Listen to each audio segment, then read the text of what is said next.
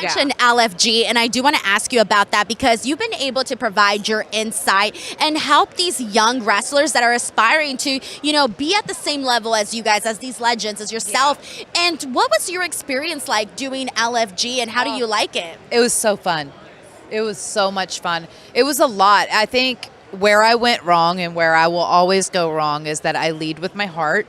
And I fell in love with my kids. I'm going to be fans of theirs for life now. I want to see them win. I want to see all those guys win. Like it was a wonderful crew.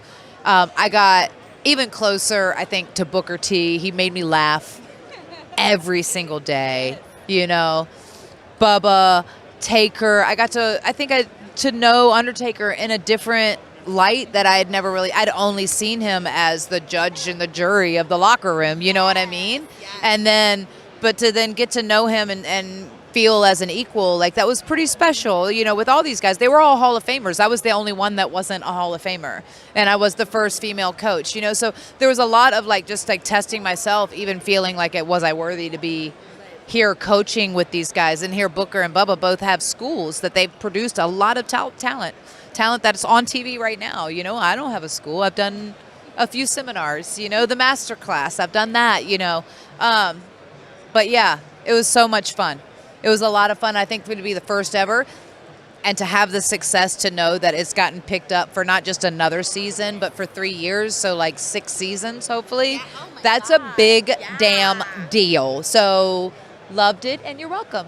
Oh my God. I was going to say, I feel like, when you were announced as one of the judges there, I thought, well, who better than Mickie James? Because you not only just wrestling-wise, but also character-wise. I've always thought that you were one of the people that just really understood, really, really understood the assignment. And that's part of why so many people bring up, for example, your storyline with Trish. Yeah. Why? Because of the way that you were crazy psycho Mickie, and everyone bought it. Everybody. And I thank you. Yeah. I always think, maybe because that's the wrestling I fell in love with, I've always been a character. I'm an artist, and, I love to paint. I love to do music. I always think of things in these, my husband makes fun of me, right? Because I always see the big picture, and it's going to be grandiose and whatever, right? He's like, yeah, but how do we get there, right?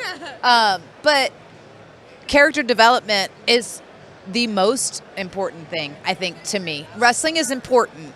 But even some of your favorites of all time were not the best wrestlers, but they were entertaining. This is sports entertainment, right? And I go serious wrestling, there's 1 or 2 characters that will super, super get over. And you obviously want to be the best at your craft that you can be. And wrestling is so important.